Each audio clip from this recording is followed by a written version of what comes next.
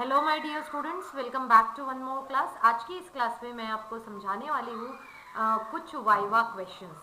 ऐसे viva questions जो volumetric analysis में बहुत बार पूछे जाते हैं। Students, I am also a PGT chemistry in one of the renowned school of Bhopal. और मैं भी जब दूसरी जगह एग्जाम लेने के लिए जाती हूँ तो किन क्वेश्चंस को यूजुअली पूछा जाता है वो सभी क्वेश्चंस मैं आज की इस क्लास में डिस्कस करने वाली हूँ, राइट। तो अभी देखिए, वॉल्यूमेट्रिक एनालिसिस इट मीन्स हम कहेंगे कि हम बात करने वाले हैं टाइट्रेशन की। हम बात करने वाले हैं टाइट्रेशन की। टाइट्रेशन को ही वॉल्यूमेट्रिक एनालिसिस कहा जाता है। अब आप अगर देखोगे तो यहाँ पर इस वॉल्यूमेट्रिक एनालिसिस में स्पेसिफिकली हम यहाँ पर देखेंगे वॉल्यूमेट्रिक एनालिसिस में जो हमारा टाइट्रेशन है वो है हमारे पास में KMnO4। KMnO4 का टाइट्रेशन है और इसके साथ में हमने दो रिएजेंट्स यूज करे हैं।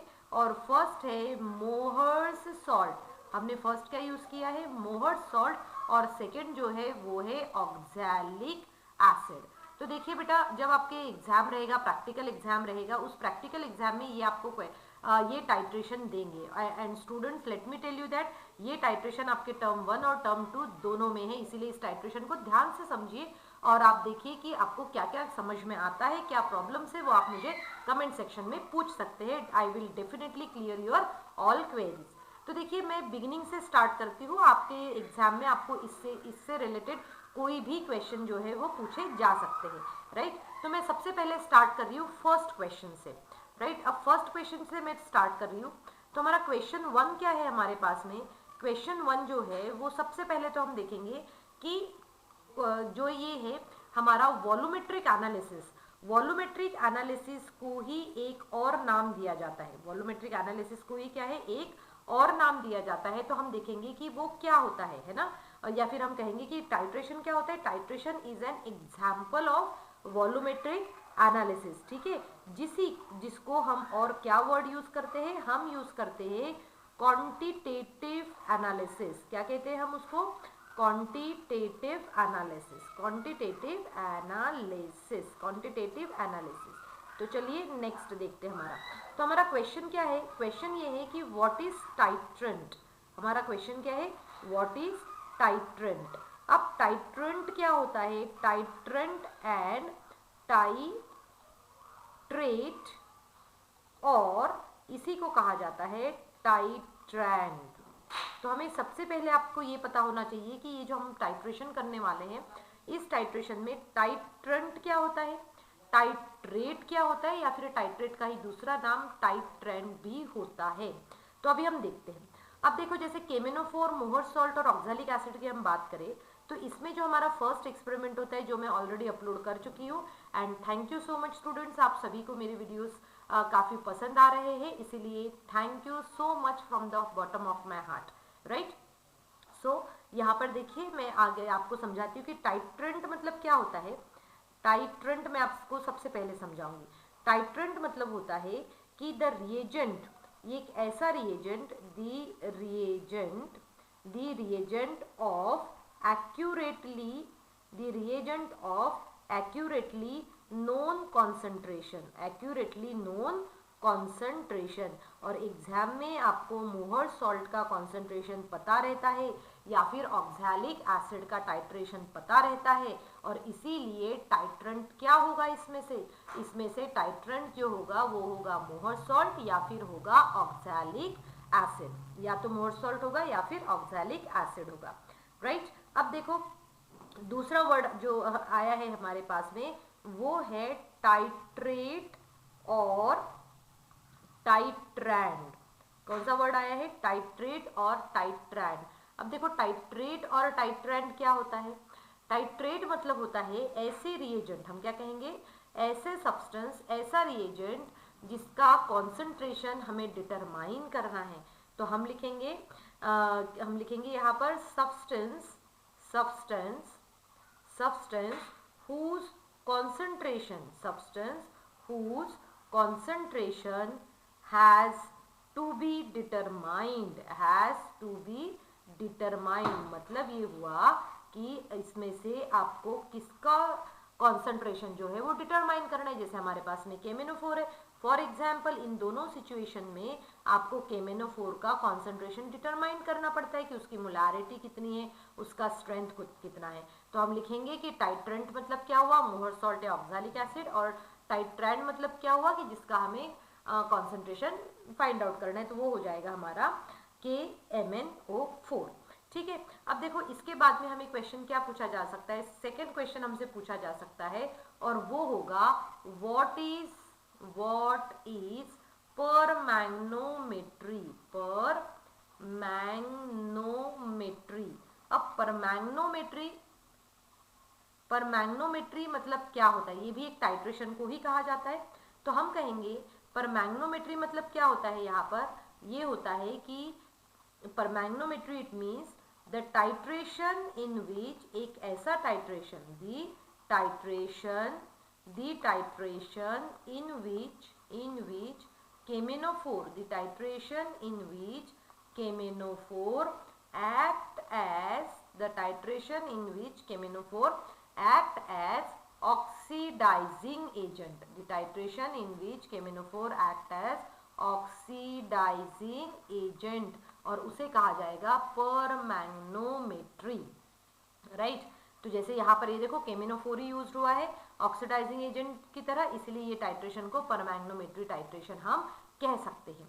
ठीक है, अब हम देखते हैं कि नेक्स्ट बहुत ही कॉमन सा क्वेश्चन क्या पूछते हैं जब भी हम अगर ये टाइट्रेशन की बात कर रहे हैं। तो नेक्स्ट क्वेश्चन जो हमारा आता है वो होता है यहाँ पर जो नेक्स्ट क्वेश्चन आएगा हमारा वो हो जाएगा कि which is reducing agent, which is reducing agent and oxidizing agent। तो हम इसका आंसर इजीली लिख सकते हैं। वो आंसर क्या हो जाएगा इसका आंसर जो होगा वो होगा reducing agent is, क्या होगा, reducing agent is मोहर सॉल्ट। क्या हो जाएगा, reducing agent कौन सा है इसमें से, मोहर्स सॉल्ट है, रेड्यूसिंग एजेंट इज मोहर सॉल्ट हो जाएगा। और ऑक्सीडाइजिंग एजेंट अभी हमने डिस्कस किया था, ऑक्सीडाइजिंग एजेंट जो है इसमें से, ऑक्सीडाइजिंग एजेंट वो हो जाएगा, ऑक्सीडाइजिंग एजेंट इज, यहाँ पर हो जाएगा KMnO4 हो जाएगा as a oxidizing agent, right. अब देखो, अब जब ये हो गया तो इसमें सबसे पहले जैसे अब हमने मोहर सॉल्ट यूज किया है, बहुत ही मैं आज जो डिस्कस करने वाली हूँ बहुत ही कॉमन से क्वेश्चन की, एटलीस्ट आपने इतने क्वेश्चंस भी अगर करके एग्जाम में गए हैं तो आपको एक्सटर्नल कहेंगे कि चलो भाई इस बच्चे ने कुछ तो पढ़कर आया है, राइट। ओके, सो देखो नेक्स्ट है कि मोहर सॉल्ट, राइट केमिकल नेम। देखो उसमें आपको लिखने के लिए भी बोल सकते हैं, बहुत बार एक रफ शीट देते हैं और फिर आपसे बोलते हैं right chemical name and formula, of मोहर सॉल्ट, अब मोहर सॉल्ट का फॉर्मूला क्या होता है, पहले मैं फॉर्मूला बता देती हूँ। फॉर्मूला होता है FeSO4 dot NH4 whole twice SO4 dot 6H2O, और इसका अगर मैं नेम लिखूं तो नेम हो जाएगा इसका फेरस अमोनियम सल्फेट, या फिर आप इसको अमोनियम फेरस सल्फेट भी कह सकते हैं। तो फेरस अमोनियम सल्फेट इसका नेम हो जाएगा, क्लियर, ये नेम हो जाएगा। अब देखो बेटा यहाँ पर अगर आप देखोगे तो आप थोड़ा सा ध्यान से देखना और समझना इस चीज को। यहाँ पर आपको ये FeSO4 दिख रहा है और साथ में NH4 होल ट्वाइस SO4 दिख रहा है। तो इसका मतलब क्या हुआ कि हमारे पास में ये जो सॉल्ट जो है ये क्या है, एक डबल सॉल्ट है। क्या है, डबल सॉल्ट है। और आपसे ये भी पूछा जाएगा कि what is the colour of aqueous solution of ferrous ammonium sulphate. So हम लिखेंगे colour of aqueous solution of FAS भी हम इसको कह सकते हैं, ferrous ammonium sulphate. Colour of aqueous solution of FAS is light green, बहुत ही हल्का सा ग्रीन कलर इसमें होता है। और ये है क्या, ये एक डबल सॉल्ट है। डबल सॉल्ट इसको इसीलिए कहा जाता है क्योंकि दो सॉल्ट से बना हुआ है। कौन कौन से 2 सॉल्ट्स है? एक है फेरस सल्फेट, दूसरा है अमोनियम सल्फेट। और इसकी एक प्रॉपर प्रिपरेशन रहती है। जो भी आपकी प्रिपरेशन ऑफ सॉल्ट्स जो है आपके सिलेबस में है, आप जो है कंटेंट बेस्ड एक्सपेरिमेंट में हम लेबोरेटरी में इसको जरूर करवाते हैं। तो ये आपका एक और कॉमन सा क्वेश्चन हो सकता है जो आपको एग्जाम में पूछा जाएगा। आपको फेरस अमोनियम सल्फेट का फॉर्मूला और केमिकल नेम आपको अच्छे तरीके से पता होना चाहिए। अब हम आते हैं हमारे नेक्स्ट क्वेश्चन के ऊपर। अब नेक्स्ट क्वेश्चन में क्या पूछा जा सकता है? आपको देखो, नेक्स्ट क्वेश्चन में हम पूछ सकते हैं यहाँ पर, जैसे कि अगर हम बात कर रहे हैं क्वेश्चन नंबर 5 की, तो नेक्स्ट क्वेश्चन में हम क्या पूछेंगे? हम ये पूछेंगे कि जैसे कि अब आप एंड पॉइंट क्या होता है ना, किसी भी रिएक्शन का एंड पॉइंट क्या होता है? What is and point? तो एंड पॉइंट क्या होता है? देखो, एंड पॉइंट मतलब होता है द पॉइंट एट विच, क्या कहा हमने? एंड पॉइंट मतलब क्या कहेंगे हम? The point eight which, the point at which the color change, the point at which the color change of the titration, color change of the titration, color change of the titration becomes visible, becomes visible। तो आप ये देखोगे कि इसमें क्या होता है, colourless से थोड़ा सा परमानेंट लाइट पिंक कलर जो है इसमें डेवलप होना स्टार्ट करते हैं। और यही होता है and point of that titration, मतलब टाइट्रेशन को कहाँ पर रोकना है ये हमें पता होना चाहिए। और ये हम कैसे पता करते हैं? हम देखते हैं कि उसका एंड पॉइंट जो है वो क्या है, राइट। अब देखो, एंड पॉइंट तो हमें पता चल गया। अब हमारे पास में एक और कॉमन सा क्वेश्चन इसमें आ सकता है जब भी हम ये करते हैं कि जो अब आप ये जो जनरली टाइट्रेशन जो होता है, टाइट्रेशन में हमने क्या कहा, हम मोहर सॉल्ट यूज करते हैं। तो मोहर सॉल्ट का कलर तो मैंने आपको जनरल बता दिया है, लाइट ग्रीन कलर होता है। यहाँ पर एक और क्वेश्चन बहुत ही कॉमन सा है और वो है related to relation between molarity and normality. Molarity और नॉर्मेलिटी के बीच का रिलेशन जो है वो भी आपसे पूछा जाता है। तो ये थियोरेटिकल क्वेश्चन है, तो हम लिख लेंगे what is relation between small n and capital M, मतलब मोलारिटी एंड नॉर्मेलिटी जो है इसका रिलेशन क्या है। तो हम देख लेते हैं इसका रिलेशन क्या है।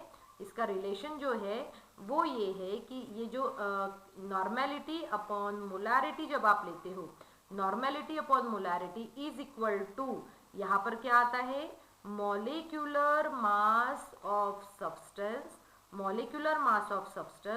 अपॉन, यहाँ पर आता है इक्विवेलेंट मास ऑफ सब्सटेंस होता है। और इज इक्वल टू ये क्या होता है, n। मतलब अगर मुझे सॉल्व करना रहे तो मैं इसको ऐसे लिखूंगी, n is equal to molarity into n।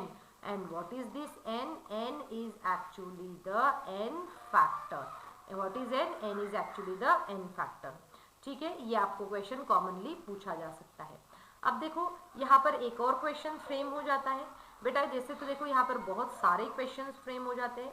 यहाँ पर मैं आपको कुछ ऐसे क्वेश्चंस बताऊंगी जो आपने इसके पहले नहीं पढ़े होंगे। सो फर्स्ट क्वेश्चन हम यहाँ पर फ्रेम करेंगे, वो हो जाएगा व्हाट इज स्टैंडर्ड सॉल्यूशन। क्या होगा first question? What is standard solution क्या होता है? ठीक है। अब व्हाट इज स्टैंडर्ड सॉल्यूशन हमें कैसे पता चलेगा कि स्टैंडर्ड सॉल्यूशन क्या होता है? क्योंकि आपका एक क्वेश्चन भी आता है कि prepare the standard solution, right. Prepare the standard solution में हमारे पास क्वेश्चन आता है, तो हमें उसका आंसर भी पता होना चाहिए। तो देखो इसका आंसर क्या है, व्हाट इज स्टैंडर्ड सॉल्यूशन का? Standard solution is a solution, standard solution is a solution whose strength is known, जिस सॉल्यूशन की स्ट्रेंथ हमें पता है उसे कहा जाता है स्टैंडर्ड सॉल्यूशन। क्या करते हैं हम उसको? Standard solution. अब देखो, अब स्टैंडर्ड सॉल्यूशन के भी 2 टाइप्स होते हैं, है ना। स्टैंडर्ड सॉल्यूशन के 2 टाइप्स होते हैं। फर्स्ट जो होता है वो होता है प्राइमरी स्टैंडर्ड सॉल्यूशन। फर्स्ट क्या होता है? Primary standard solution. और एक आता है हमारे पास में सेकेंडरी स्टैंडर्ड सॉल्यूशन। क्या आता है? Secondary standard solution. अब ये होते क्या है देखो, प्राइमरी स्टैंडर्ड सॉल्यूशन मतलब ऐसे सॉल्यूशन होते हैं जिसको आप डायरेक्टली वेट करके प्रिपेयर कर सकते हैं ना। जैसे कि मान के चलो आपने जैसे 4.9 ग्राम ऑफ मोहर सॉल्ट लिया, ठीक है, तो आपका जो मोहर सॉल्ट जो बनेगा वो 4.9 ग्राम का ही बनेगा। क्यों? क्योंकि मोहर सॉल्ट जो है ये कोई भी मॉइस्चर को एब्जॉर्ब नहीं करता है, और अगर ये कोई मॉइस्चर को एब्जॉर्ब नहीं करेगा तो क्या होगा, वो जितना वेट है उसी वेट का वो सॉल्यूशन बना देगा। और ये प्योर भी होता है, ठीक है, और ये इजीली डिकम्पोज्ड भी नहीं होता है और सोल्यूबल भी प्रॉपरली होता है। बट अगर हम सेकेंडरी स्टैंडर्ड की बात करें तो सेकेंडरी स्टैंडर्ड क्या होते हैं कि इसका जो सॉल्यूशन होता है, जैसे कि अगर मैं KMnO4 की बात करूँ या फिर हम बात करते हैं NaOH की, इनका नेचर कैसे होता है? हाइग्रोस्कोपिक होता है। हाइग्रोस्कोपिक मतलब क्या कि ये जनरली एटमॉस्फेयर से क्या कर लेते हैं? मॉइस्चर को एब्जॉर्ब कर लेते हैं। अब मॉइस्चर को एब्जॉर्ब कर लिए तो वाटर मॉलिक्यूल्स आ गए, कुछ जो है उसी में सोल्यूबल हो जाते हैं। तो मतलब आपने जितना वेट लिया है उतना वेट वो कंप्लीटली वेट का आप नहीं बना सकते, और इसीलिए उसको कहा जाता है सेकेंडरी स्टैंडर्ड। सो स्टूडेंट्स, आज की क्लास में मैंने आपको जो भी समझाया है, आई होप आप सभी को ये हेल्पफुल रहा होगा। इसी से रिलेटेड मैं एक और वीडियो लेकर आऊँगी जिसमें मैं आगे के सभी वाइवा क्वेश्चंस आपको समझाऊंगी। आप कमेंट सेक्शन में मुझे ज़रूर बताइएगा कि आज का वीडियो क्या आपको वर्थ वॉचिंग लगा है या फिर नहीं। क्या आप एक्साइटेड है कि सेकेंड वीडियो भी इसका आए या नहीं, ये मुझे आप कमेंट सेक्शन में ज़रूर लिखिएगा। और जो जितने भी स्टूडेंट्स मेरा वीडियो पहली बार देख रहे हैं, मेरे चैनल को सब्सक्राइब करना बिल्कुल भी नहीं भूलना है। So thank you students and have a good day ahead.